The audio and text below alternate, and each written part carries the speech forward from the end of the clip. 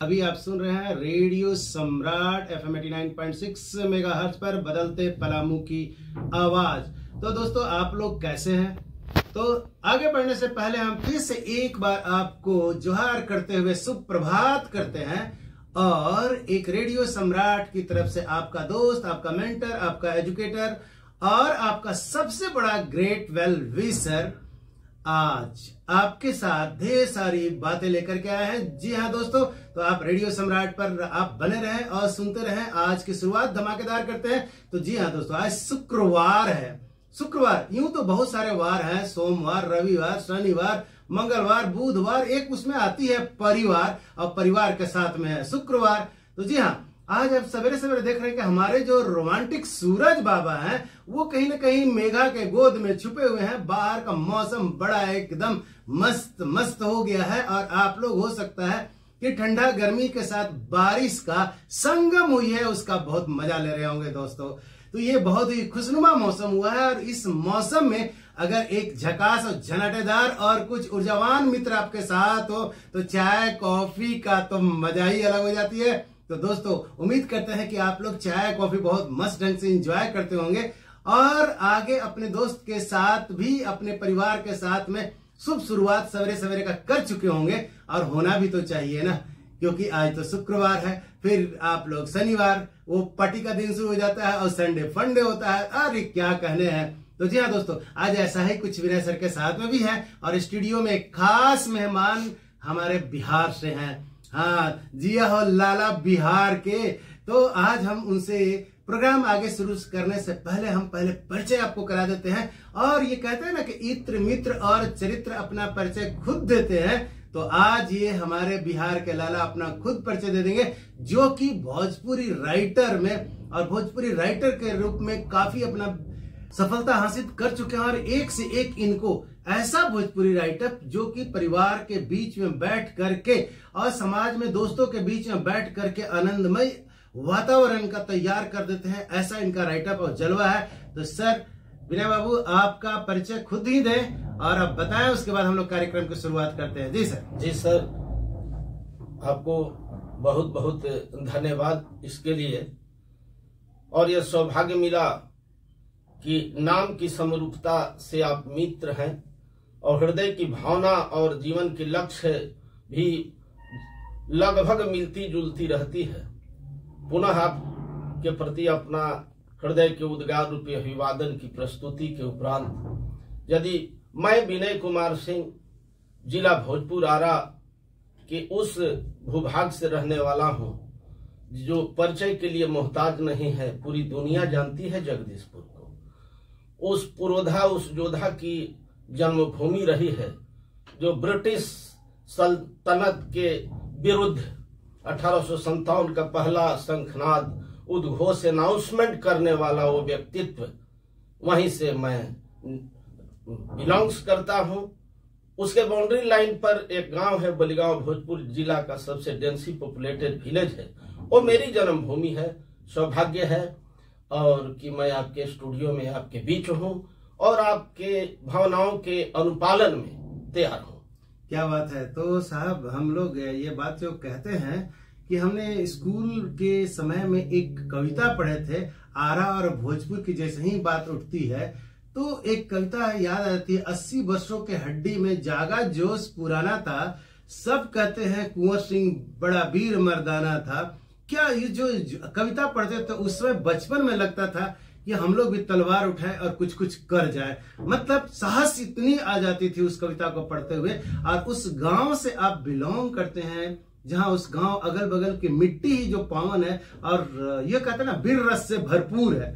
और वो वीर रस के बखान करने के लिए आज आपको यहाँ बुलाया और साथ में पेन के धनी, जो राइटअप के धनी जो आप लोग लिख लेते हैं और झकास झकास एक से एक वीर रस से लेकर के आप परिवार रस, हम लोग उसको कहेंगे कि पारिवारिक आप भोजपुरी गीत को लिखे हुए हैं। और अभी वर्तमान भोजपुरी पर जो कटाक्ष किए हुए हैं कि अश्लील गानों पर किस तरह से हम लोग अश्लील के ऊपर में बेहतर गाना को कैसे परोस सकते हैं और समाज में बदलाव ला सकते हैं, इस पे एक बहुत अच्छे अच्छे जो आपने सॉन्ग लिखे और लोगों ने गाए हुए हैं वो सैल्यूटेबल है। तो आप का थोड़ा सा हम चाहेंगे कि थोड़ा वर्णन करें आप जगदीशपुर से संबंधित, उसके बाद हम आपका राइटअप का जलवा भी देखेंगे सर। जी धन्यवाद।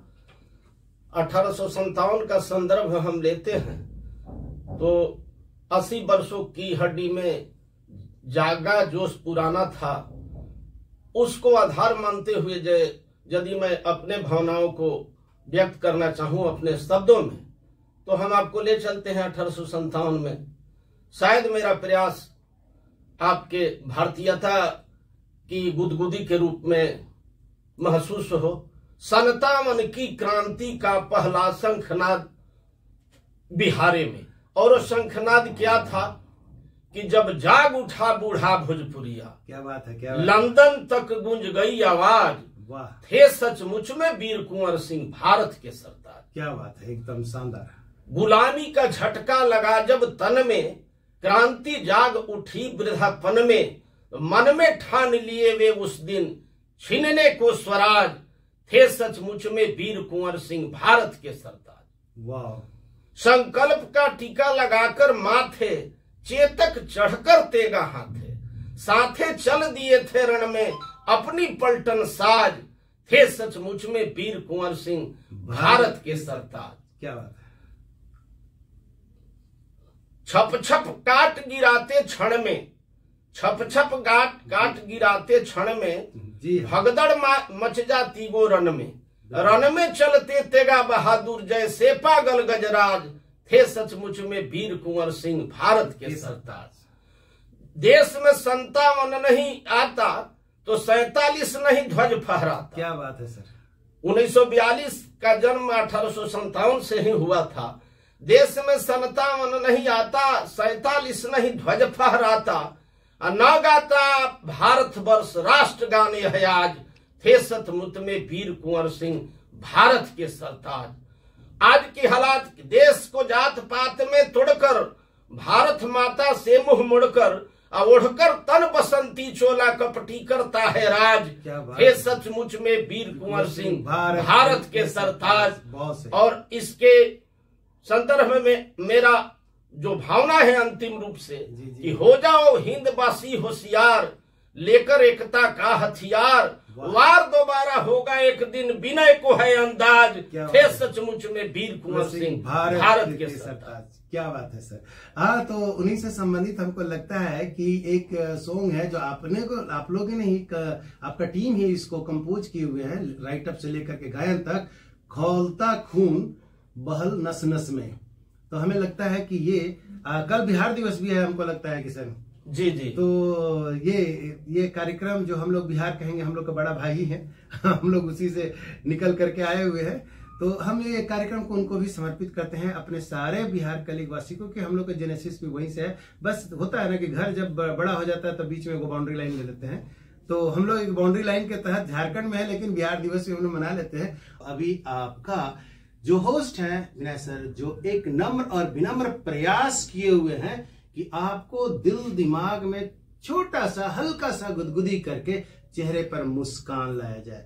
तो जी हाँ दोस्तों, इस प्रयास में एक 4 चांद लगाने के लिए आज हमारे बीच हमारे दोस्त जो बिहार से हैं, भोजपुर जगदीशपुर, जिसको कहते हैं ना कि मर्दों वाली शहर, मर्दों वाली गांव, मर्दों वाली टोलियों के बीच से निकल कर आए हैं, जिनमें जोश जुनून और वीर रस की तो कहना ही नहीं है, एकदम वीर रस से भर करके लबालब छलक रहा है। आज उस छलकत वीर रस की जो कविता, दोहा और साथ में भोजपुरी कुछ गीत संगीत का जो इन्होंने खुद लिखा हुआ है, इनके टीम ने गाए हुए हैं, आज उनसे मैं रूबरू करा रहा हूं। और स्पेशल बिहार पर ये एक स्पेशल जानकारी और वहां के कल्चर, क्योंकि हम लोग का कल्चर भी बिहार के कल्चर से ही निकल कर आया है, क्योंकि हम लोग का बड़ा भाई तो बिहार ही है। तो जी हाँ दोस्तों, अभी हम विनय सिंह से स्पेशल बात को जानते हैं। तो जी हाँ सर जी, आप अपना over to you sir. Sir धन्यवाद। बिहार अपने आप में अनूठा शब्द है। बिहार पूरे हिंदुस्तान के जितने प्रोविंस हैं, नाम से भी यह सबसे सुंदर है। बिहार जी, जहां अमन चैन की बांसुरी बजती हो, बिहार करना, इसके बहुत सारे अर्थ निकल सकते हैं सकारात्मक। तो आप आज झारखंड के हैं लेकिन कल तो बिहार के ही थे। जी जी जी बिल्कुल। और परिवार जब बढ़ता है तो दीवारें पड़ती है, दीवारें भौगोलिक भूभाग पर पड़े ये बढ़िया है, लेकिन हृदय पे लकीर नहीं, दिल दिमाग पे न पड़े। बिल्कुल सही।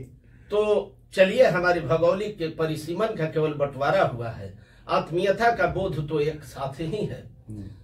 आदेश है इंजीनियर विनय मेहता जी से, चूंकि हमारे अभिभावक हैं, मार्गदर्शक हैं, मेरे ही नहीं पूरे फ्यूचर का, तो इनका इशारा बिहार की ओर है। और कल बिहार दिवस है, तो सौभाग्य है कि अब हम अपने बिहार की दृश्य को, बिहार की वो दृश्य जो गौरव है, जो गाथा है, उसको हम यदि पद के रूप में परोसें तो मेरे लेखनी से यही निकलता है कि सनता मन की क्रांति का पहला शंखनाद बिहारे में, तिरहुत मिथिला मगध क्षेत्र है शाहाबाद बिहारे में। वाह वाह वाह, शानदार। वह यूपी बिहार का है सरहद, जहां प्रभु किए थे ताड़िका बध, हुए गदगद विश्वामित्र, तो हरि को मिला आशीर्वाद बिहारे में।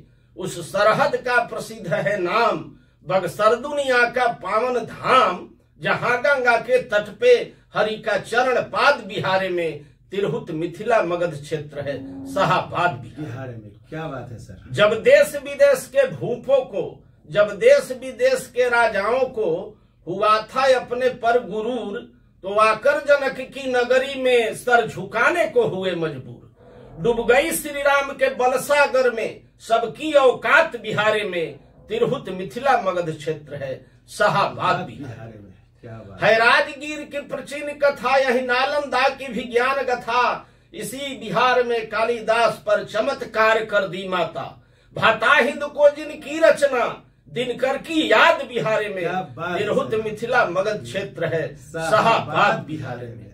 है जैन धर्म का मुख्य धरोहर महावीर की पवापुरी, वहीं बौद्ध धर्म का ज्ञान सरोवर बोध गया बुद्ध की नगर। क्या बात है। जहां दुनिया भर के भक्तों की भारी तादाद बिहारे में, तिरहुत मिथिला मगध क्षेत्र है शाहाबाद बिहारे में।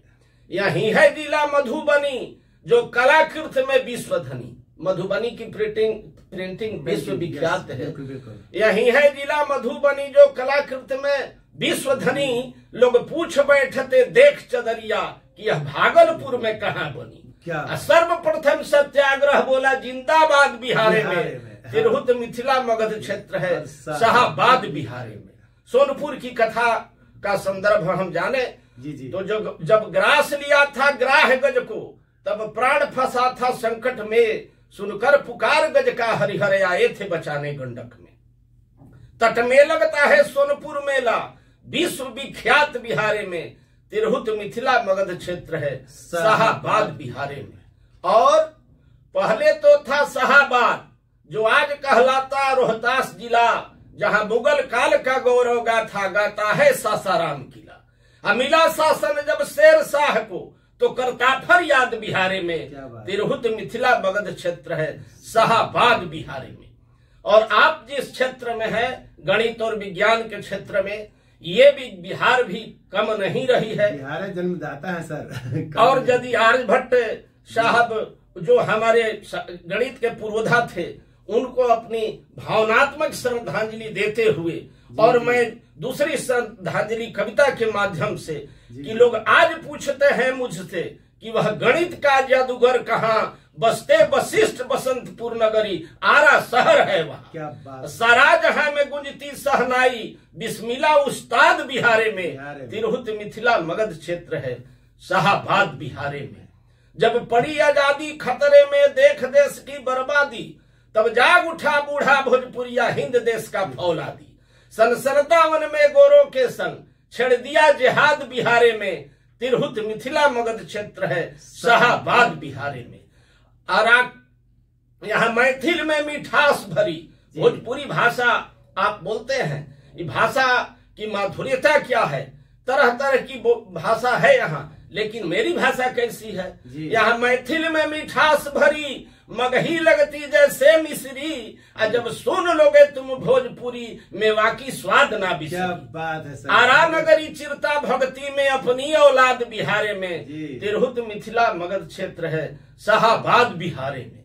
शंकराचार्य भी लज्जित हुए थे अपने अभिमान की करनी से, करके शस्त्रार्थ हुए थे परास्त कभी मंडन मिश्र की घरनी से। क्या बात है। जगत गुरु को महंगा पड़ा था वाद विवाद बिहारे में, तिरहुत मिथिला मगध क्षेत्र है शाहाबाद बिहारे में।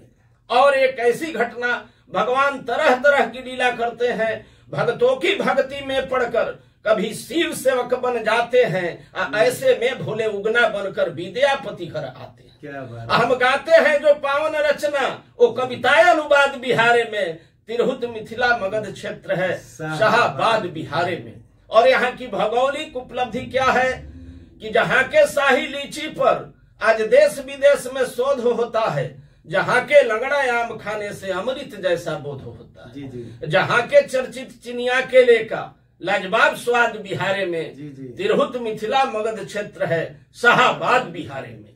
उदवंत नगर का खुरमा चखलो, क्वाथ का बेलगरामी भी, गया का तिलकुट गजा सिलाव का लड्डू मनेर का नामी भी। इन सारे मिष्टानों का उत्कृष्ट उत्पाद बिहारे में, तिरहुत मिथिला मगध क्षेत्र है शाहाबाद बिहारे में। बिल्कुल सर। और इस पद का अंतिम पड़ाव पटना है जिसकी राजधानी, जी जी। पटना है जिसकी राजधानी, जिसके अंग में जैविक उद्यान, अगम कुआं गुरुद्वारा गोलघर बीच में है गांधी मैदान। जी। और अंतिम जो शब्द हम बोलेंगे पूरे ऑल ओवर इंडिया बेसिस पे, यह जो शब्द सांकेतिक रूप से भारत की पहचान कराता है। जी। और ये पहचान यदि बिहार अपना मांग ले तो पूरे हिंदुस्तान में ये खोजना पड़ेगा कि फिर इसके इक्वल कौन सा पहचान को कहां से लाया जाए जी। कि कि भारत की अस्मिता और परिचय बरकरार रहे। जी। वो क्या है? पटना है जिसकी राजधानी, जिसका अंग में जैविक उद्यान, अगम कुआं गुरुद्वारा गोलघर बीच में है गांधी मैदान। जी। मान बढ़ाते भारत वर्ष का वो अशोक सम्राट बिहारे में, तिरहुत मिथिला मगध क्षेत्र है शाहाबाद बिहारे में, शाहाबाद बिहारे। क्या बात है सर, आपने तो एकदम दिल जीत लिया है। और ये जो बात लग रहे हैं कि बिहार जो चंद्रगुप्त मौर्य से लेकर के जो अशोक सम्राट चंद्रगुप्त मौर्य, जितना भी इतिहास देखिएगा तो जो गाथा है या बौद्ध का प्रचलन हुआ, जो कि हम लोग कहते हैं बाहर में जाकर के कि हम लोग बुद्ध के देश से आए हैं, या भारत के प्रथम राष्ट्रपति हो, या भारत का जो कई बार लड़ाइयों में लोकनायक जयप्रकाश से हुए तब, या चंपारण सत्याग्रह हुआ, तो मतलब इतिहास के जो आपने बखान किया इस कविता के माध्यम से, या बिहार दर्पण जिसको हम लोग कहेंगे, इस शानदार और लाजवाब आपका वर्ड पे तो एकदम ऊर्जा भरा हुआ था, लबालब था। साहब हम एक चीज और भी जानना चाहेंगे, लेकिन इससे पहले थोड़ा सा हम ये आपसे पूछना चाहेंगे जी कि ये जो आजकल भोजपुरी, जो कि आपने कहा कि भोजपुरी भाषा में जो मिठास है, लचक है, और परिवार की जो बॉन्डिंग होती है, वो जो भोजपुरी में है, वो कहीं ना कहीं थोड़ी सी कुछ ऐसे गाने अभ्रंश होकर के आ गए हैं, खासकर नयापन और डिजिटल का बहाना लेकर के घुस गए हैं। उस पर थोड़ा कटाक्ष करते हुए या उसको समर्थन में या विपक्ष में आप अपना बिंदु पक्ष को रखें, और हम लोग इसको कहते हैं कि नया जनरेशन को हम लोग क्या परोसेंगे। जी, आधुनिक होना, आधुनिकता को अपनाना, आधुनिकता की खोज करना, ये मानव के प्रगति का शुभ संकेत है, ये होना भी चाहिए। जी। लेकिन इसके लिए जैसे हम कोई मेडिसिन खाते हैं तो उसका रिएक्शनेबल पॉइंट को ध्यान में रखते हैं, जी। उसी तरह से यदि हम आगे आधुनिक दुनिया में जा रहे हैं तो ये हम अपने ओरिजिन और अस्मिता का ख्याल रखें। जी। जैसे सैलून में हमको बाल बनवाना है, जो डिजाइन बनवाना है बनवाएंगे, जी। लेकिन अपने टीकी का ख्याल रखेंगे कि वो नष्ट नहीं हो। जी। उसी तरह से जो मेरा शिष्टाचार है, जो संस्कार है, उसको बेस मानते हुए जितनी दूर आगे तय करनी है हम करेंगे। साहित्य और संगीत भोजपुरी के क्षेत्र में अश्लील गीतों का बाढ़, और ये दिमाग में कि मैं कैसे सुहरत, कैसे पैसे कमाऊं ओवरनाइट, इसको देखते हुए यदि आप अपने अस्मिता को, अपने संस्कार को बेच देंगे तो फिर क्या हालात होगा। आज बिहार की गौरव गाथा कुंवर सिंह का परिचय यदि हम करा रहे हैं, जी। तो अनुरोध है कि हमारे पूर्वजों की कलाकृतियों को पूर्वजों की उपलब्धियों को आप कृपया कलंकित न करें। इसके लिए चाहे ज्ञानी वर्ग हो, साहित्यकार ही यदि बिक जाए, इसमें सबसे बड़ा भूमिका साहित्यकार की होती है। देश में समय और काल के पैनी निगाह रखकर अपनी चक्षु सर्वा को समेट करके और लेखनी से उस टाइम के वर्तमान हालात को बयां करता है। साहित्यकार का यह कर्तव्य है, श्रोता का कर्तव्य है, और संगीतज्ञ लोगों का कर्तव्य है, बुद्धिजीवियों का कर्तव्य है कि ऐसे अश्लील गीतों के प्रति अपने बौद्धिक क्षमता से, अनुरोध से, निवेदन से एक क्रांति लाई जाए। भिखारी ठाकुर, महेंद्र मिश्र, कवि हनुमान सिंह, रामजी सिंह ऐसे कवि नहीं हुआ करते थे, और उन्हीं की गीत संगीत रूपी गहना को आप मुंबई और न जाने कहां कहां ले जाकर के औने पौने दाम में बेच रहे हैं। ये दुर्भाग्य की बात है भोजपुरी के लिए, बिहार के लिए, बुद्धिजीवियों के लिए। मैंने इस पर साहित्य के माध्यम से अपना जो प्रयास है उसमें अश्लीलता को दूर करने के लिए मैंने एक गीत लिखा। आज वो गीत शायद आपके कान तक पहुंचे तो आपको लगेगा कि ये बात वाकई सत्य है। ये बाप दादा रो रहे हैं, आंसू बहा रहे हैं, संगीत सुनने के लिए अपने कान में रुई डाले हुए हैं कि अब क्या सुने। बेटा बिकाऊ हो गया, बेटा घर की इज्जत और भोजपुरी की मर्यादा को तहस नहस करने के लिए, और जितना तहस नहस कर रहा है उतनी ही उसको शोहरत मिल रही है। इसलिए सचेत होने की जरूरत है। और इसको गाए हैं आज के डेट में पुराने कलाकार हैं, अपने जमाने के गजल सम्राट के रूप में जाने जाते हैं देव कुमार सिंह जी। उन्हीं के स्वर में और इस गीत पर आज के आधुनिक वाद्य वादन में अपना शीर्ष स्थान और जो अपना कीर्तिमान स्थापित किए हैं श्री अंजनी सिंह जी, और उनके साथ हरेंद्र जी दिए हैं। पूरा टीम इस गीत को संवारा है संगीत और स्वर के माध्यम से। मैं अनुरोध करना चाहूंगा विनय जी, और धन्यवाद भी, कि इस गीत को दूर दूर तक इसको पहुंचाया जाए, लोगों के बीच कानों तक पहुंचे, ताकि यह भोजपुरिया समाज जगे और एक क्रांति आवे कि भोजपुरी से अश्लीलता दूर हो। जी, आपने बहुत ही सकारात्मक और बहुत ही अच्छी बात को बोले हैं। मैं यहाँ पर सिर्फ जोड़ना चाहूंगा कि खासकर जो हम लोग अभी पेरेंट्स जो बने हुए हैं उनकी जिम्मेदारी बहुत ज्यादा बढ़ गई है। जिम्मेदारी ये है कि ये दो जनरेशन को ये जोड़ रहे हैं। एक जो जनरेशन हम लोगों ने जो पैर को टच करना सीखा, हाँ, आशीर्वाद लेना सीखा, और आज के डेट में डिजिटल जमाने में हाय हेलो भी हो रही है।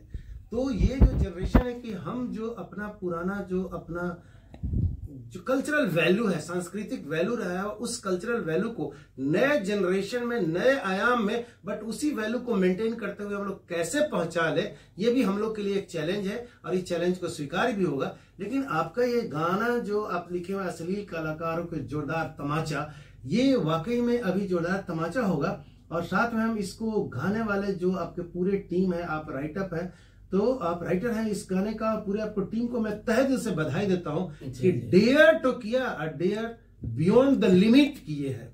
कि आज के डेट में लोग तत्काल हमें किसी तरह से ग्लैमर मिल जाए, व्यूज और लाइक मिल जाए, उससे अलावा कोई चाहत नहीं है। हम बाद में डिसलाइक हो जाए कोई मतलब नहीं है, लेकिन तत्काल वर्तमान को संवारने में ना फ्यूचर देखते हैं ना पास्ट देखते हैं। तो हम लोग ये कहेंगे कि हम लोग इस तरह से चले कि अपना घर, समाज, परिवार में एक मिश्री का घोल होता है, वो हमेशा मिश्री का घोल मिठास बनी रहे, समरसता बनी रहे।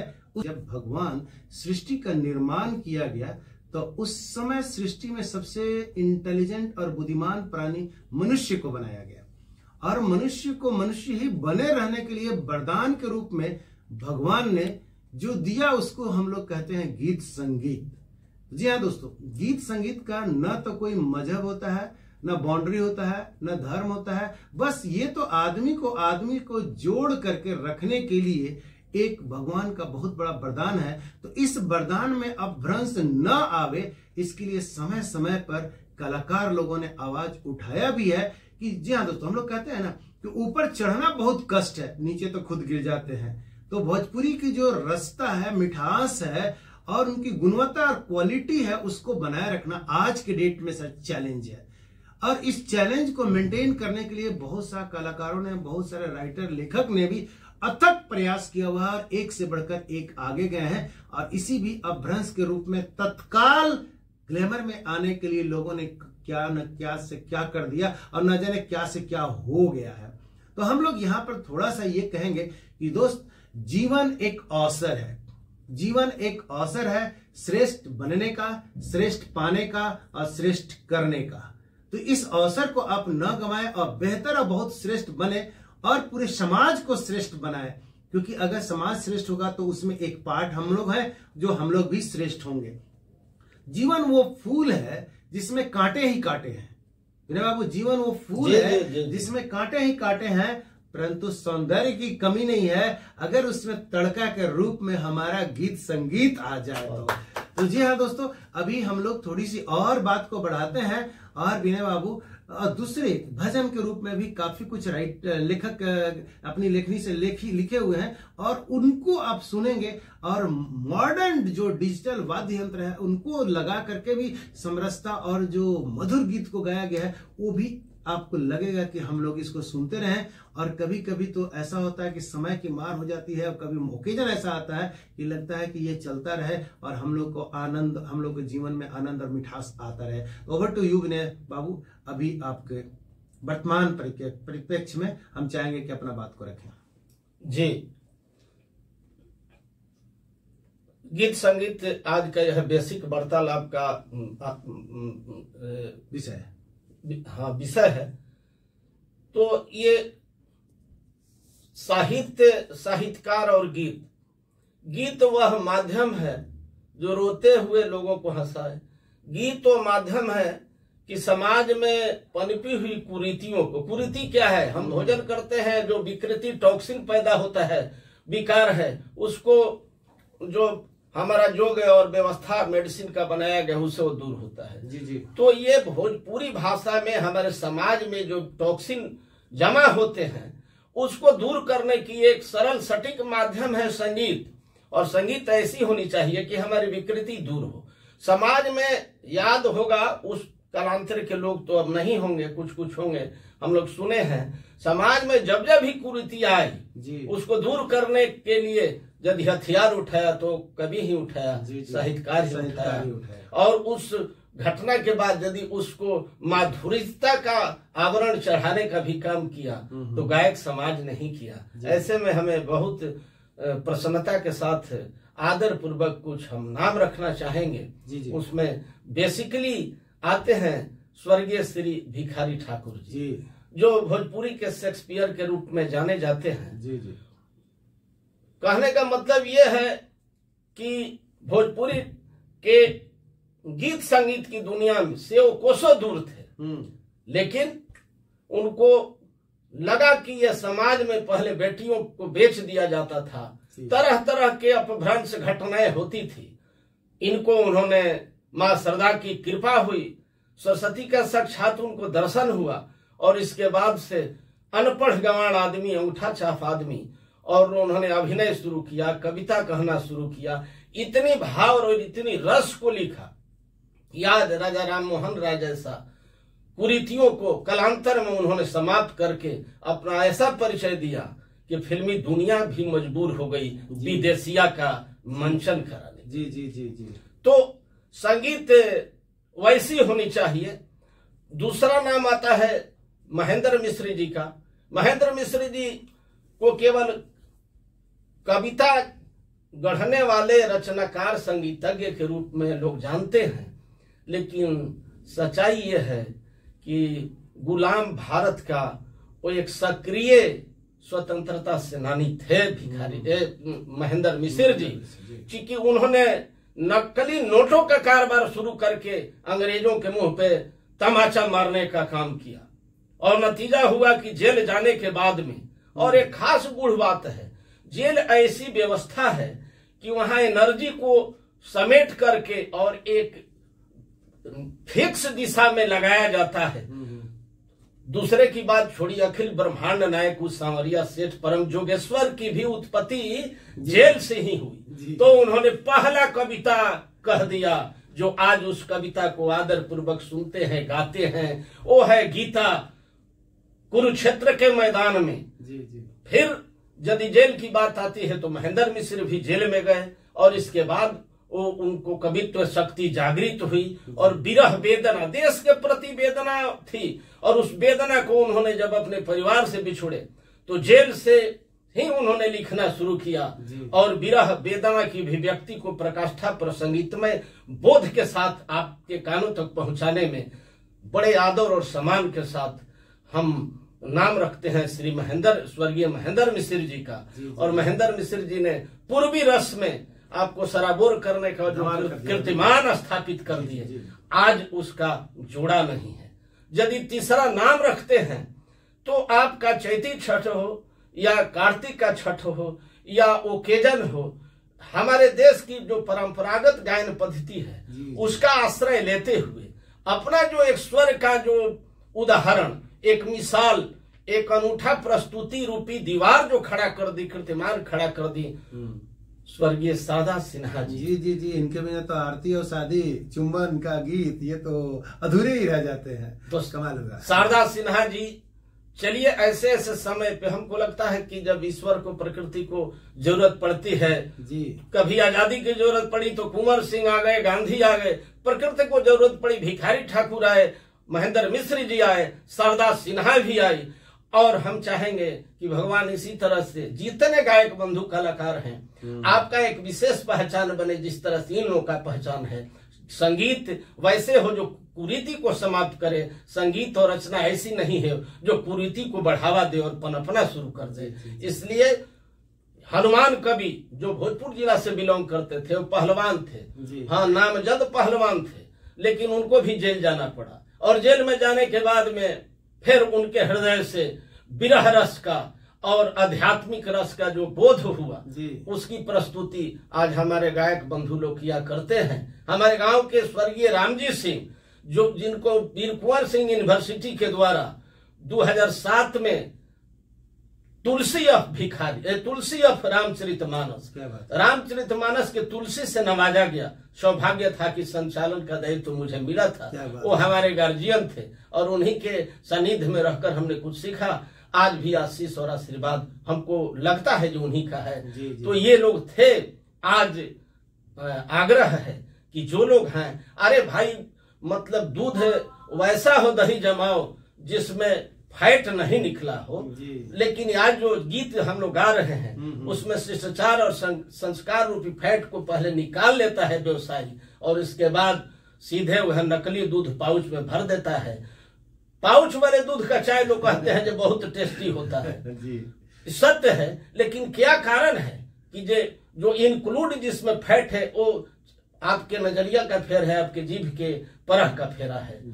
वास्तविक तो वास्तविक है और इसमें गुरु लोगों का देन है। ये आप गुरु के रूप में हैं, आपका मार्गदर्शन इस क्षेत्र में भी काम करे और जो व्यवस्था किए हैं, जो यंत्र लाए हैं, जो जगह बनाए हैं, यह रेडियो आम लोगों के कान और बिस्तर तक और रजाई में भी गुनगुनाने, हंसाने और देश और काल के प्रति सचेत करने की एक बहुत सरल और सटीक माध्यम रहा है। जी चाहेंगे कि भोजपुरी की अश्लीलता, भोजपुरी की माधुर्यता और भोजपुरी के बेस पे, वास्तविक बेस पे आधुनिकता का अनगिनत बहुमंजिली इमारत खड़ा हो। मैं कामना करता हूं और मार्गदर्शन के लिए आप सब अपेक्षा करता हूं। जी। अब यहाँ पर हम थोड़ी सी, आपने भोजपुरी बोले, भोजपुरी के साथ में देखिए हम लोग मगही, खोरठा और नागपुरी ये सब भाषा के समावेश जिस परिवेश में हम लोग रह रहे हैं और साथ में हिंदी इंग्लिश तो चल ही रहा है। मतलब यूं कहेंगे कि आज हम लोग सर रिमिक्स के जमाना में रह रहे हैं, तो रिमिक्स में भी परिवार रस अगर बना रहे तो रिमिक्स भी बहुत टेस्टी ही होगा। तो हम लोग के लिए जरूरी है कि रिमिक्स बेशक होए, आप गाइए, उसको नयापन लेकर के गाइए, लेकिन परिवार रस, समाज रस और रसता और मिठास अगर ये अश्लीलता से टूटती है तो इसमें एक क्वेश्चन मार्क, प्रश्न चिन्ह लग जाती है। हम लोग ये जो कहते हैं ना कि मधुरता और जो प्यारा प्यारा जो रस होता है परिवार के बीच में, समाज के बीच में, उसको मेंटेन करते हुए आधुनिकता को हम लोग कैसे समावेश करते हैं, आज के लोगों के लिए भी चैलेंज है और सोचना भी चाहिए। क्या कोई गाना मैं बना रहा हूं तो हम लोग अपने फैमिली, परिवार, दोस्त, यार और किसी मोड़, चौक, चौराहे पर बैठ करके हम लोग एंजॉय कर सकते हैं। यदि हाँ तो ये एक वरदान ही साबित होगा। और ऐसे जिन गायक आपने नाम लिया, वो इसीलिए नाम लिया जा रहा है कि कहीं ना कहीं ऐसे उन लोग गाना और गीत को दे दिए कि कभी आप किसी भी व्यवस्था और अवस्था में रहें, आप इस गाना को प्ले करके आप एंजॉय कर सकते हैं। और सब लोग एकदम नहीं कहते हैं सराबोर होकर के, खुशियों से सराबोर होकर के, और इस गाने को सुनते हुए सब लोग एंजॉय कर सकते हैं। इसी को कहते हैं परिवार रस। तो ये परिवार रस को हम लोग की जिम्मेदारी बनती है। आपने महेंद्र मिश्र का नाम लिया, जो वाकई में लोग कहते हैं खासकर भोजपुरी कलाकार लोग की एक स्तंभ है। ऐसे तो सब बहुत लोग स्तंभ है, लेकिन जो इनके बारे में बताया कि जेल में जा करके इनकी अपनी जो कला विद्वता, कहते ना कोई काम इधर उधर का नहीं मिला तो फोकस करेगा किसी पॉइंट पर, और किसी पॉइंट पर फोकस कर गए तो जिसके पास दिमाग है, सरस्वती का वास है, वो तो कुछ ना कुछ देंगे ही। तो बहुत बेहतर दिया है। इनको गाया है इनके गीत को ये दीपाली सहाय, हंसी हंसी पनवा, खियौले में बनवा। हाँ, और यही पहली रचना थी। जी। ये अरेस्ट जब हुए तो थाना से ही, जिस थाना में ये बंद हुए, उस थाना में ही जब वो सीआईडी इंस्पेक्टर को इन्होंने देखा, जिसको अपने पुत्र के दर्जा दे चुके थे, जी। तो इनको लगा कि मेरे साथ तो ये छल हुआ। तो वहीं से हृदय में ठेस पहुंचा और संगीत की धारा फूट पड़ी थी। और हंसी हंसी फनवा खियौले बेईमनवा जी, उड़त चुनरिया में दगिया लगाई दिहले, मारी के करे जवा में ठेस। क्या बात है। तो सवाल ये है कि संगीत एक झरना है और झरना के ऊपर पहाड़ों का लेप चढ़ा हुआ है। जब तक ठेस रूपी हथौड़ा का प्रहार नहीं होता है, वो झरना और झील का रूप नहीं ले पाता। और ये समझिए कि इनकी जो रचना ये है, ये विदेशिया फिल्म में मन्ना डे और महेंद्र कपूर गाए। मतलब समझिए कि कितनी बड़ी हस्ती और कहां तक इनकी लोकप्रियता थी। इससे साबित होता है कि मन्ना डे और महेंद्र कपूर अपने समय में मुंबई में मतलब मील के पत्थर साबित रहे हैं। और उन लोग इसको विदेशिया फिल्म में गाना गाए। उसके बाद तो न जाने इस गाना को कितने कलाकारों ने गाया हुआ है। आज मैं इस दीपाली सहाय, जो कि बड़ी सादगी भरी गाती है लेकिन बहुत कर्णप्रिय आवाज इनकी है। जी। कम म्यूजिकल इंस्ट्रूमेंट में भी इनकी आवाज की जादू है। तो हमारे पास आज ये कहना है कि बहुत सारे दाग दिख तो रहा है, जिसको हम लोग भाषा में अपभ्रंश के नाम से जानते हैं और अलग अलग कहते हैं, कहीं भोजपुरी में, कभी नागपुरी में, कभी मगही में। तो हम सारी भाषा की बात कर रहे हैं कि कहीं अगर अपभ्रंश हुआ तो उस अपभ्रंश को बेहतर बनाने का जिम्मेदारी भी हम ही लोग के ऊपर में है। तो जी हाँ दोस्तों, इसी से संबंधित हम विनय बाबू से कुछ जानना चाहेंगे कि आज के संदर्भ में लेखक जो लेखनी का जो उपयोग करते हैं, उनका सर लिमिट कितना है। जी,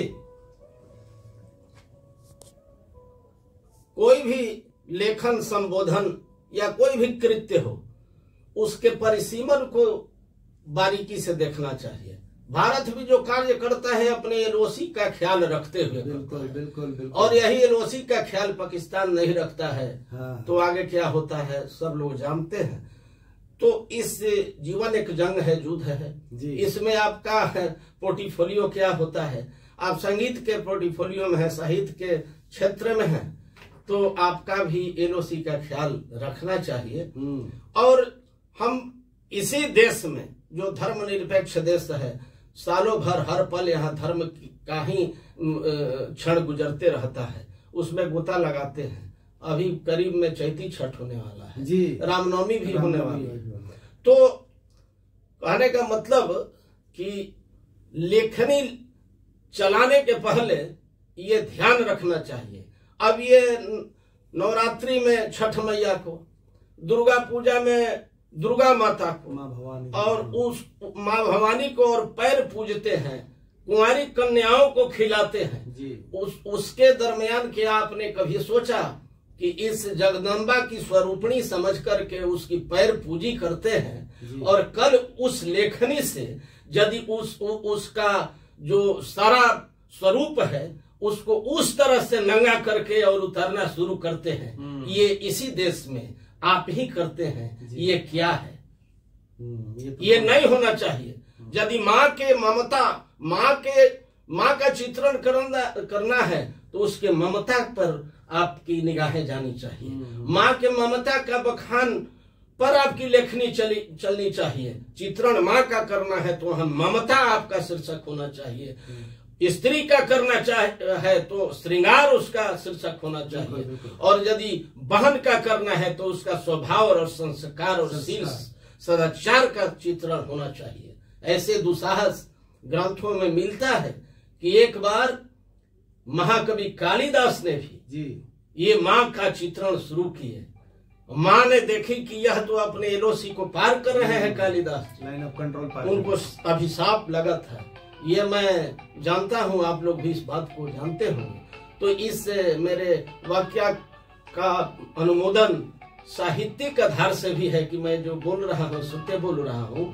गुरु के प्रति, अपने माता पिता के प्रति, समाज के प्रति आपका क्या कर्तव्य है और आपकी सीमा रेखा क्या है, आपका जुरिडिक्शन क्या है, इसका ख्याल करने वाले यदि जगत पिता कहे जाएं, अखिल ब्रह्मांड नायक कहे जाएं, तो प्रभु श्री राम ही हैं, जो एक साधारण मानव का रूप लेकर और पुरुषोत्तम कहलाए सिर्फ और सिर्फ मर्यादा के बल पे। उनको रामचरितमानस मर्यादा पुरुषोत्तम राम की संज्ञा दी 14 वर्षों के समय व्यतीत करने के बाद में। उन्होंने सबका ख्याल किए। और एक वाक्य आता है, एक सेंटेंस है, नीति की वाक्य, गार्जियन लोग बोलते हैं, ज्ञानी लोग बोलते हैं कि माता को माता ना होती, पुत्र को पुत्र जायते। माता कभी कुमाता नहीं हो सकती। तो फिर तुलसी बाबा क्यों लिखे कि तजहि पिता प्रहलाद विभीषण बंधु सही, बंधु विभीषण, तजहु पिता प्रहलाद विभीषण बंधु भरत महतारी। भरत जी महतारी का त्याग क्यों कर दिया? कहने का मतलब ये है कि भगवान सेवरी का ख्याल किए, केवट की मर्यादा का ख्याल किए, वो तो राजा थे लेकिन सबकी मर्यादा का ख्याल किए तो मर्यादा पुरुषोत्तम बन गए। बिल्कुल बिल्कुल सही। आप भी मर्यादा की सीमा में रहकर यदि आप किसी से पेश आएंगे तो आप पुरुषों में एक्स्ट्रा ऑर्डिनरी गिने जाएंगे। और त्याग करना चाहिए। शरीर का कोई पार्ट यदि सड़ने लगे तो उसको डॉक्टर काट कर फेंक देता है, सर्जरी इलाज हो जाती है। और ये संपूर्ण रामचरितमानस के संदर्भ में 2.5 अक्षर का यही शब्द आता है, त्याग। त्रेता में भी और द्वापर में भी। त्रेता में भरत जी त्याग दिया अयोध्या का, भाई का त्याग कर दिए, लेकिन धर्म रूपी राम का त्याग नहीं किए, माता का त्याग कर दिए तो अयोध्या बची रही। लेकिन रावण लंका का त्याग नहीं किया, सीता का त्याग नहीं किया, विभीषण का त्याग कर दिया तो लंका चली गई। और यदि हम द्वापर के संदर्भ में आते हैं तो 5 गांव का भी त्याग नहीं हुआ कौरवों से, तो ये विध्वंस हो गया। तो ये त्याग होना चाहिए। लेखनी शुरू करने से पहले हमारे दिमाग में जो खुरफात है, जो बेचैनी है कि शायद इसी आर्टिकल से मैं छलांग लगा दूंगा, तो आर्टिकल को आप तराजू पर चढ़ाए कि हमारे शास्त्रीय बटखरा पे ये कितना खरा उतरता है, तब उसको अपना, अन्यथा उसको निकाल फेंके। ये अपील होगी, ये आग्रह होगा। और रामनवमी का समय है, एक तरफ ये हमारे गार्जियन हैं, अजीजी मित्र हैं, और हमारे देश के जाने माने इंजीनियरों में भी इनका नाम शुमार, जो IIT, अपने आप में IIT शब्द एक अनूठा, एक बहुत दुर्लभ यात्रा है, दुर्लभ स्थान है, उपलब्धि है। उस स्थान पे बैठ करके, और जिन्होंने आज उस स्थान को छोड़ करके, शायद इनके हृदय में लगा होगा कि अपने जन्मभूमि को संवारना है, समाज को संवारना है, हमें न्यूटन भाभान, आधुनिक न्यूटन, आधुनिक भाभाइंस्टाइन पैदा करनी है। तो उस यात्रा में गांव, देहात, जंगल, सुदूर ग्रामीण इलाके से ये तराशते हैं कि शायद यह पत्थर ये काम कर जाए, मूर्ति बन जाए। उसी तरह से इनके आशीर्वाद से मैं संगीत की दुनिया में, मैं भी अपने गांव, जिला, जवार और इस समाज से तराशते रहता हूँ कि शायद यह संगीतज्ञ बन जाए। वैसे में वर्तमान में हम नाम रख रहे हैं अपने गांव बलिगांव भोजपुर के एक बच्चे का और एक बच्ची का। पहला बच्चा जो है वो चुनचुन कुमार, जो अभी पेशा से ये नॉन बैंकिंग में है, और जो हनुमान जी की जन्म और राम जी की जन्म पे जो सोहर एक विधा है, उसको उन्होंने गाया है। और फिर और बहुत सारी धार्मिक गीतों की ओर उन्मुख होकर अग्रसर पथ पे चल रहा है। आपके आशीर्वाद की आवश्यकता है। शायद ये उसकी रचना, उसके गायन अच्छा लगे, और साथ ही साथ कॉलेज में पढ़ने वाली, मतलब जेपीएससी क्वालिफाई करने के लिए जूझने वाली एक मेरी मतलब गांव की एक बेटी है, उसके मैं गार्जियन हूँ। वैसे वैसे पत्थर की खोज करके मैं तराशा हूँ। उन्होंने छठ मैया पे गीत, मॉडर्न गीत में, मॉडर्न आधुनिक रूप में, और फिर ये माँ का भी वंदना स्तुति जिन्होंने गाई है, मैं समर्पित करता हूँ रेडियो सम्राट के लिए कि ताकि विनय मेहता जी के प्रति लोगों को यह सोच जगे कि केवल मॉडर्न युग इंजीनियरिंग के क्षेत्र में ही नहीं, गणित विज्ञान के क्षेत्र में ही नहीं, बल्कि संगीत के क्षेत्र में भी इनका हृदय और उद्गार ललायित है। जी, तो विनय बाबू आपने बहुत ही अच्छा बात कहे। और ये जो आपने बोले कि एक इंजीनियर, तो सर जब से मैंने पढ़ा उससे इंजीनियर का शब्द यही समझ में आया कि इंजीनियर का मतलब डिजाइनर होता है। और मैं भी एक डिजाइनर हूँ। तो डिजाइनिंग वो समाज का है, कि भाषा का हो, कि पढ़ाई की हो, कि संस्कार का हो, कि संस्कृति का हो। ये जब हमको विराट रूप समझ में आया तो मेरे को लगा कि हमको हर जगह डिजाइन करने की जरूरत है। जहाँ कहीं अभ्रंश हुआ है वहां पर एक प्रयास है। प्रयास में तो 2 कदम भी आगे चलते हैं तो हम सफलता अपने आप को मानते हैं। हाँ, कोई भी चीज प्रयास करने से, छोटी छोटी प्रयास बड़ा प्रयास में परिवर्तन हो जाती है। क्योंकि आप भी जुटे, अब आपके साथ पूरा सारा टीम जुटेंगे, रेडियो सम्राट जुड़ेगा, तो कहते हैं ना, बूंदे बूंद तालाब भर जाती है। हाँ, एक चीज और भी है कि सर जितने भी महान लोग हुए हैं वो संघर्षों का उपज है। जितने भी महान लोग आज तक हुए हैं वो संघर्षों का उपज है, एसी रूम से पैदा नहीं हुए हैं। तो जो लोग महान है, चाहे उनके पास अवस्था व्यवस्था जो भी रही हुई है, लेकिन संघर्ष करने के बाद जो चमक और गर्मी पैदा होती है, शायद वही चमक के रूप में प्रखर होकर के लोग निकलते हैं। और उसी का एक एग्जाम्पल आपने जो नाम लिया है चुनचुन यादव का, हनुमान जी के सोहर, चुनचुन व्यास। हाँ, तो ये इनका हम अभी कौन सा प्ले कर ले? हनुमान जी का सोहर भी गाए हुए हैं और राम जी का सोहर भी गाए हैं। तो रामनवमी आ रही है। जी जी, श्री राम जी से पहले तो श्री राम जी को आह्वान करके हनुमान जी पे समाप्ति करेंगे, है ना। तो हमको लगता है कि जब दोनों का आशीर्वाद मिल गया तो रेडियो सम्राट और हम लोग की जिंदगी धन्य हो जाएगी। तो सुनते हैं। तो दोस्तों, अभी आप चुनचुन व्यास जो एकदम साधारण परिवार से होते हुए असाधारण गायकी के परिचय दे रहे हैं, और एक से एक बढ़कर इन्होंने गीत भोजपुरी में गाए हुए हैं, जो कि पूरे परिवार के साथ में लोग बैठ करके सुन सकते हैं, सुन रहे हैं। और मंदिर जहां भी जगह हो रही है, पूजा पाठ की जगह पर, सब जगह इनका जो कैसेट है और इनका जो गायकी है एकदम चल रही है। और ये यंग है, अभी आगे बहुत दूर तक जाएंगी। लेकिन एक और भी जो जिनका इन्होंने नाम लिए अभी, कि एक अभी कमीशन देने वाली लड़की सपना सिंह, जो मैंने पढ़ने के दौरान में भी कभी अपना भाषा में कुछ गुनगुना लेते हैं और ये चीज निकल करके आती हो, बड़ा बेवाक और बड़ी बेशक बहुत ही बिंदास आवाज में निकलता है। और उसकी मधुरता एक अलग लेवल की होती है, क्योंकि इसमें बनावटी कुछ नहीं है। क्योंकि अभी एक स्टूडेंट्स लाइफ से गुजर रही है, और उस लाइफ में भी इधर भी जो उनका दूसरा विद्या है, कला के विद्या, उसमें ही पारंगत है और उसे बहुत बेहतर कर रही है।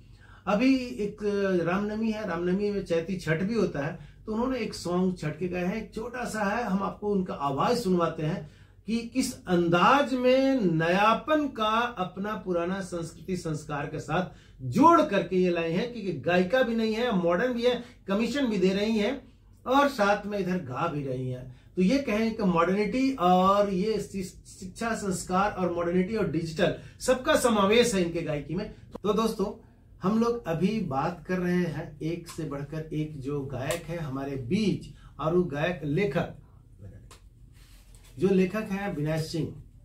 जी हाँ, भोजपुर छपरा, आरा छपरा जिसको हम लोग कहते हैं कि आरा।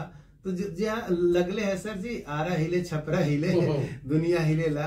तो ये जो आप पूरी इतनी अच्छी अच्छी जो राइटअप लिखे हुए हैं, लेखक के रूप में अच्छे अच्छे सॉन्ग, भजन, भोजपुरी, और जो नए खून है, नए लोग हैं, उसको आपने, और खासकर वैसे लोग को, टैलेंट को चुना जिनकी की व्यवस्था बहुत ही कम थी उनके पास में, उनको आपने अपने राइटअप को दिया, उन्होंने भी आपको निराश नहीं किया।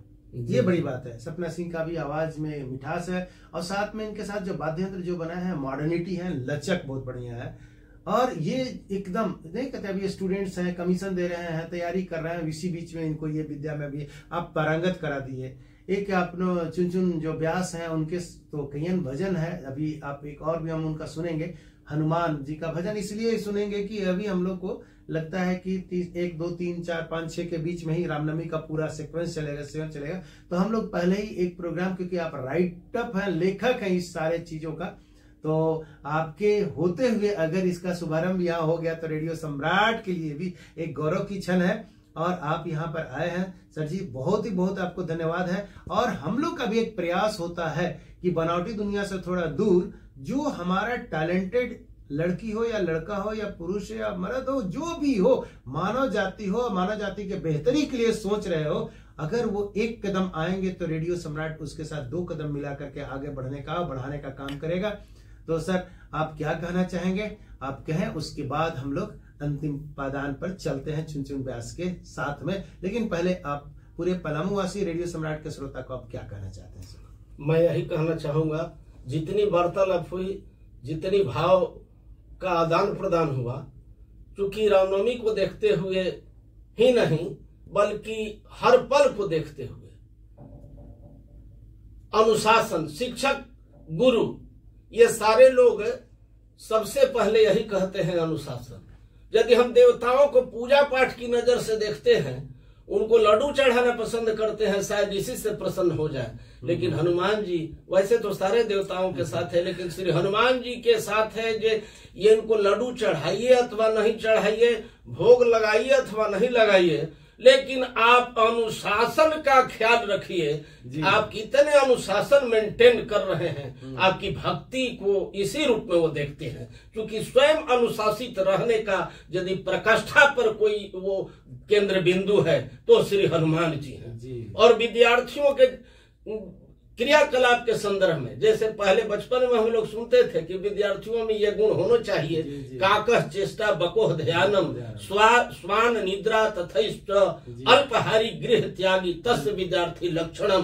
तो हनुमान जी यहाँ से जब लंका जा रहे थे तो आपको तो थोड़ा इजाजत दे दी गई है कि कुत्ते की तरह सोएंगे, यानी आप सोए हैं, यदि घंटी बजी तो जगेंगे, लेकिन हनुमान जी वो भी रिफ्यूज किए। ये सोने का पहाड़ बोला कि थोड़ा विश्राम कर लीजिए, लेकिन उन्होंने कहा कि राम काज किए बिना मोहे कहा विश्राम। यानी जीवन में जब आपको टारगेट मिला है, आपको मिशन मिले, तो भले मतलब आपको लगे कि मैं सो रहा हूँ, लेकिन सोते हुई स्थिति में भी आपको 24 आवर्स जगना पड़ेगा, तब आपका मिशन सक्सेस होगा। और उसके लिए आपका जो ढाल होगा, आपका संस्कार, शिष्टाचार और डिसिप्लिन, अनुशासन ही होगा। तभी आप फ्यूचर में, आज विद्यार्थी हैं, कल एक गुरु के रूप में परिणित होंगे। मैं चाहूंगा कि विनय जी गुरु के रूप में हैं, आप तराशते हैं, और ये डिसिप्लिन हम देखते भी हैं बच्चों में। यहाँ की जो सिस्टम है, जो आपकी शैक्षणिक प्रणाली है, जो पद्धति है, बखूबी मैं इसकी सराहना करता हूँ। और एक अद्भुत बात कि आज कोचिंग, आज ट्यूटर, आज विद्यालय, महाविद्यालय की दुनिया में कदम जो रख चुके हैं, और फिर उनके हृदय में संगीत और पलामू, और फिर क्रमशः झारखंड और हिंदुस्तान को संवारने का सोच अपने हृदय में बखूबी संजो करके बैठे हैं। निश्चित रूप से सफलता, आपकी कामयाबी एक दिन आपको हाथ लगेगी। सिर्फ और सिर्फ हनुमान जी के प्रति श्रद्धा, स्नेह और अनुशासन रूपी शस्त्र का पताका फहराना है। यही हम पलामू वासियों को, कि आप इस मिशन में, जो ये डेडिकेटेड का मिशन है, जो हृदय का उद्गार है, और आपका जो सहृदयता है, प्रेम है, इसको आप बरकरार रखें। जहां से है आप समर्थन दें। मैं बिहार के भोजपुर जिला के नाते, चूंकि भोजपुरी भाषी और पलामू सिमिलरिटी है भाषा, लगता नहीं है कि ये पलामू के हैं कि ये आरा के हैं, तो इसके नाते हम करवत प्रार्थना चाहेंगे। और फिर ये जो वार्तालाप का शायद आप अंतिम पड़ाव देंगे, चुन व्यास के शब्दों से ओतप्रोत, उनके स्वरों से रसाबोर हम चाहेंगे कि चूंकि श्री हनुमान जी हमारे गुरु हैं, हनुमान जी के उस भजन की प्रस्तुति के साथ आप विराम देना चाहेंगे। बहुत बहुत आभार, बहुत बहुत धन्यवाद सर। जी, तो सर आपने बहुत ही बड़ी बात कह दी है पूरे पलामूवासी के लिए। और ये अभी हम लोग कह देंगे कि हनुमान जी का सोहर चुनचुन व्यास जी ने गाए हुए हैं। जी, तो चुनचुन व्यास जी के हम लोग आवाज में सुनेंगे। लेकिन सर जाने के पहले एक बात हम जरूर कहेंगे कि जो हीरा बनता है ना, उस बनने का कंडीशन में टेम्परेचर भी हाई रहता है और प्रेशर भी हाई रहता है, तो हीरा बनता है। और हीरा बन जाने के बाद उसको एक सर्टेन थोड़ी थोड़ी कट करके चमकदार हीरा बना दिया जाता है। जी जी। तो प्रेशर और टेम्परेचर तो जिंदगी में संघर्ष सबकी जिंदगी में, अगर हीरा बनना है तो ये सहना पड़ेगा। जो आपने त्याग, बलिदान, डिसिप्लिन की बात की हनुमान जी का आपने जो व्याख्यान किया, उसको हम दूसरे अंदाज में ये बोल रहे हैं कि अगर हीरा आपको बनना है तो तापमान और दबाव को आपको सहना ही पड़ेगा, मतलब संघर्ष करना ही है। और उसी संघर्ष में अगर आपको गुरु मार्ग के रूप में मिल गए कोई, तो थोड़ा थोड़ा जो कट करके एक सर्टेन एंगल पर हीरा को तराश दिया जाएगा, तो आप चमकेंगे, दमकेंगे। ये शुभकामना रेडियो सम्राट की तरफ से सारे श्रोतागण को है। लेकिन ये सारा श्रोतागण को जो समर्पण है चुनचुन व्यास के रूप में हनुमान जी के सोहर, जो स्पेशल हम लोग बात कर रहे हैं, राम नवमी स्पेशल प्रोग्राम भी इसमें हम शामिल कर दिए, क्योंकि हनुमान जी के बिना तो ज्ञान कहाँ और ताकत कहाँ। हम लोग कहते हैं भगवान से, ए भगवान डर लगता है, भगवान अयो और बचइयो बोलते हैं ना, वहां पर थोड़ा सा 2 लाइन हम लोग कहते हैं, we punch our fist in the air, हवा में मुट्ठी बांध करके और दांत खींच करके और कहते हैं सुमिरन करते हैं बजरंग बली। और एक अलग तरह के आपको ऊर्जा का एहसास होगा। कुछ नहीं है तो हमारे साथ साया के रूप में, छाया के रूप में, कहीं ना कहीं बजरंग बली देवदूत के रूप में रहते हैं। दिखाई नहीं पड़ते हैं लेकिन साहस तो आ ही जाती है। क्या बजरंग बली साथ में है, देख लेंगे।